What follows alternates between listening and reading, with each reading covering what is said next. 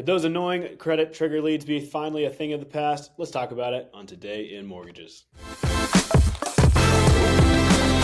what's up, Dreammakers? Welcome back to the show. We're talking about what's real, what's hype, and what you should actually be paying attention to out there in the world of mortgage and real estate news. And Rich, good news today. We might be getting a little less spam calls and letters in the mail. What do you think? Yeah, this is great news. Finally, President Trump signed it. It was this Homebuyers Privacy Protection Act was passed a month ago by the House and the Senate, and we've just been waiting on a signature from the president. So we got one on Friday, which is great news, Well, which Rich, then sets in the enactment period. So nothing is basically going to happen for 6 months from that date. And there's still a lot of questions. Well, Rich, remind us what we're talking about today. I pulled an article from nationalmortgageprofessional.com. It says Trump signs Homebuyers Privacy Protection Acts, ending abusive trigger leads. So we've talked about this on the show before, but remind us why we're talking about it, what it is, and what this act is supposed to do. Well, trigger leads have gotten out of control. And for those who don't understand what a trigger lead is, when you have your credit pulled by a mortgage company, the bureaus sell that information. We got a guy that's getting a mortgage, whether it's a refinance or a purchase loan, and they sell those out to whoever will buy them, and all of those people call you right away. So your phone just gets blown up with 50, 75 phone calls within the first 10 minutes of having your credit pulled. That is abusive. And that's the reason this whole legislation was put together. Now, Rich, there are some carve outs there. Say we are servicing a loan and that credit is getting pulled. We are able to see that. And since we have a relationship with that borrower, we're still able to reach out to them. Is that correct? Yeah, correct. In fact, there's 4 carve-outs. One, just like you mentioned, they're our current client and we service the loan. One, even if we don't service the loan, but we originated the loan. So that's 2. If a bank, for example, they have Wells Fargo that they bank with, they can receive a trigger lead. And the 4th and final option is if the consumer explicitly consents to receive a trigger lead call. Right. Now, So if there's an existing business relationship there between the borrower and the lender or the bank, then they can reach out. So that's a great carve out, especially for us here who like to, serve our customers really well and make sure they're getting the best service possible. yeah, no, it's great legislation.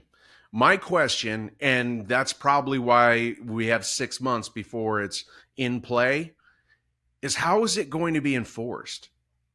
That's the big question. That's the question that many have in this entire legislation when they're reading it. And everybody's wondering, well, where's the enforcement? Because we have made a lot of cutbacks to a lot of the enforcement agencies, the CFPB and others.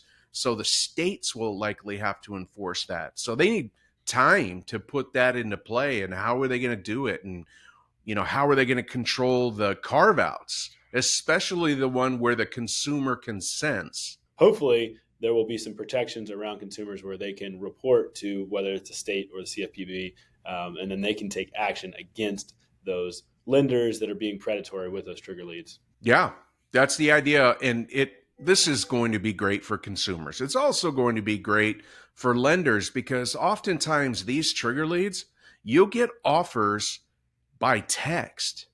And so you see a crazy rate and you think, well, my lender is taking advantage of me. I got somebody that doesn't even know me saying they're going to give me X rate, at X cost. And they don't know anything about the borrower. It's a bait and switch. And so that it makes the lender look bad. And it also confuses the borrower. And that's the reason for this legislation. It's long overdue. Well, Rich, so this went to the president's desk. It's getting signed.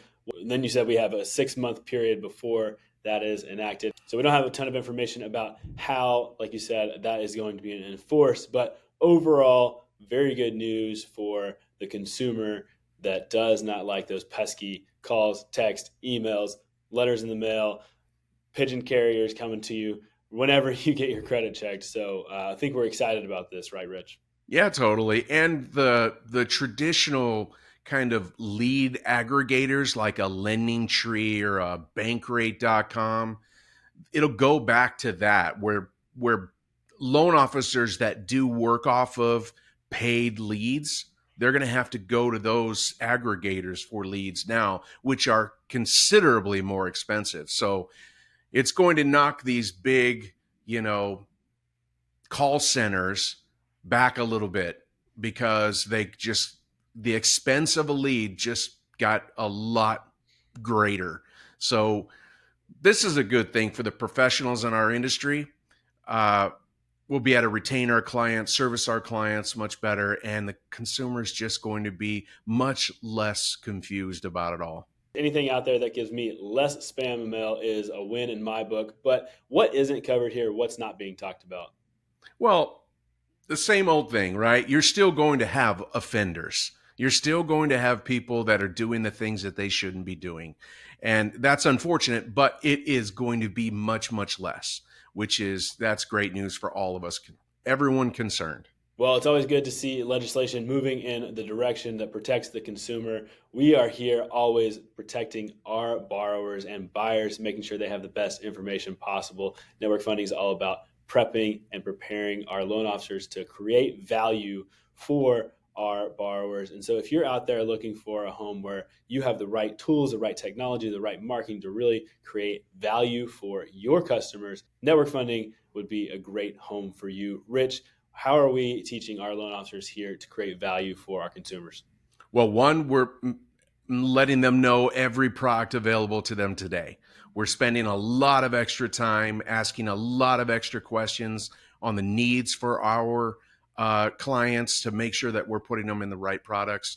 And, we're just making ourselves smarter and educating our consumers and our real estate partners.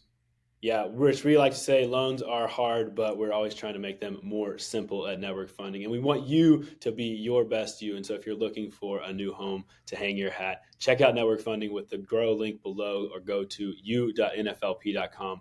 Rich himself, the man, the myth, the legend, will give you a tour through the company. So, Rich, anything else you want to say on this or anything else in the news right now? That's it. I'm excited for this to finally happen. It's been years of industry groups really pressing Congress to make some decisions and negotiate a way to make this happen. And so I'm just glad to see it happen.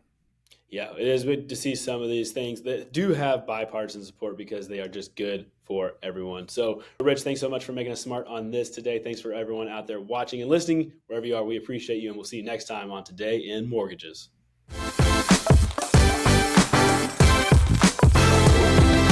Today in Mortgages is produced by Network Funding LP, which is an equal housing lender, NMLS 2297. The content of this program is meant to be a commentary on mortgage and real estate news, and any discussion of rates and or products should not be taken as an individual mortgage or home buying advice or pricing estimates. And any commentary on this show should not be considered a promise to make a loan.